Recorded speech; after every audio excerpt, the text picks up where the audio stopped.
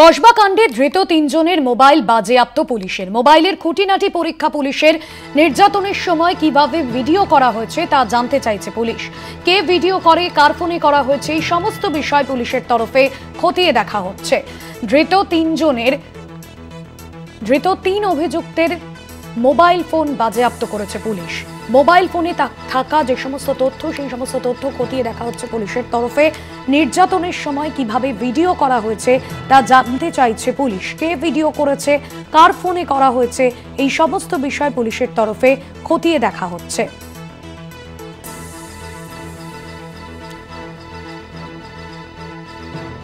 অরিত্র ঘোষ রয়েছেন আমাদের প্রতিনিধি সরাসরি আমাদের সঙ্গে। অরিত্র, তিনজনের মোবাইল এখনো পর্যন্ত বাজেয়াপ্ত করা হয়েছে এবং কে ভিডিও করেছে, কার ফোন থেকে হচ্ছে, এই সমস্ত বিষয় খতিয়ে দেখা হচ্ছে পুলিশের তরফে।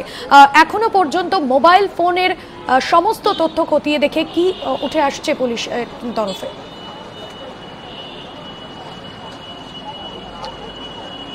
দেখো, কসবার এই ঘটনার তদন্ত সবে প্রিলিমিনারি পর্যায়ে রয়েছে, অর্থাৎ তদন্ত শুরু হয়েছে। তদন্তের বিস্তারিত ফলাফল জানতে আরো বেশ কিছুটা সময় লাগবে, এমনটা কিন্তু মনে করছেন পুলিশ কর্তারা।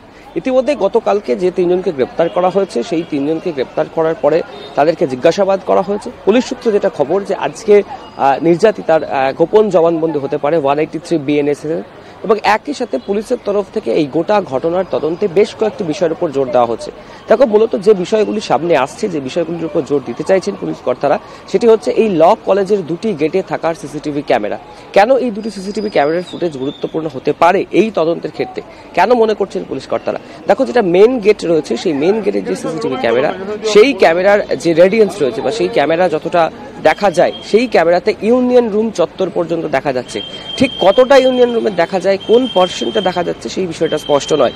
আরেকটি যে গেট রয়েছে, অর্থাৎ দ্বিতীয় গেট, সেই দ্বিতীয় গেটের এন্ট্রি পয়েন্টে যে সিসিটিভি ক্যামেরা ইনস্টল করা রয়েছে, সেই ক্যামেরার মাধ্যমে এই যে গার্ড রুম এবং ওয়াশরুম যেটা রয়েছে, সেই গার্ড রুম এবং ওয়াশরুমের একটা পার্শিয়াল অংশ দেখা যায়, অর্থাৎ আংশিক দেখা যাচ্ছে।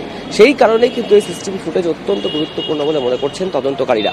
একই সাথে যে তিনজনকে গ্রেপ্তার করা হয়েছে এবং এই নির্যাতিতা তরুণী যে তার বয়ান লিখিত দিয়েছেন, সেই বয়ানে যে তিনজনের কথা উল্লেখ করেছেন, যাদেরকে গ্রেপ্তার করা হয়েছে, সেই তিনজন ছাড়া আরও কেউ সেই ঘটনাস্থলে ছিলেন কিনা, সেই বিষয়টি জানার চেষ্টা করছেন তদন্তকারীরা। এবং খুব গুরুত্বপূর্ণভাবে নির্যাতিতার যে বয়ান, যে অভিযোগ, সেই অভিযোগে তিনি উল্লেখ করেছেন যে তাকে এই পাশবিক অত্যাচার করার পরে একটি ভিডিও দেখানো হয় এবং যে ভিডিও দেখিয়ে তাকে বলা হয় যে বাইরে যদি এই ঘটনার কথা সে কাউকে জানায়, তাহলে এই ভিডিও ফাঁস করে দেওয়া হবে, অর্থাৎ তাকে ব্ল্যাকমেল দেওয়া হয়েছিল।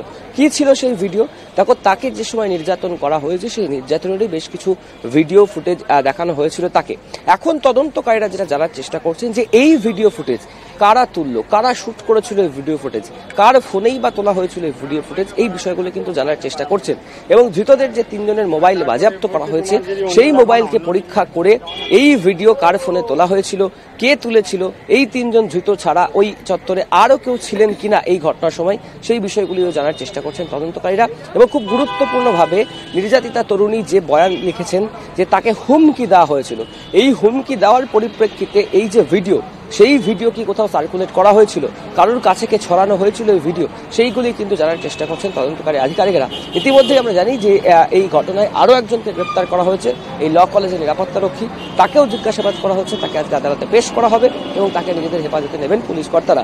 সব মিলিয়ে এই কসবা ল কলেজের যে নৃশংস ঘটনা, সেই ঘটনার পরিপ্রেক্ষিতে তদন্তকারীরা যে বিষয়গুলিতে গুরুত্ব দিতে চাইছেন, তার মধ্যে উল্লেখযোগ্য যে বিষয়, সেটা হচ্ছে 1, সিসিটিভি ফুটেজ, 2, এই ঘটনার সময় আর কেউ ওই চত্বরে ছিলেন কিনা সেটি, এবং তৃতীয়ত যেটা হচ্ছে যে এই যে মোবাইল ফোন যেগুলি বাজেয়াপ্ত করা হয়েছে, সেই মোবাইল ফোনে কোন ফোনটি ফুটেজ তোলা হয়েছিল বা কে ফুটেজ তুলেছিল, সেই বিষয়গুলি।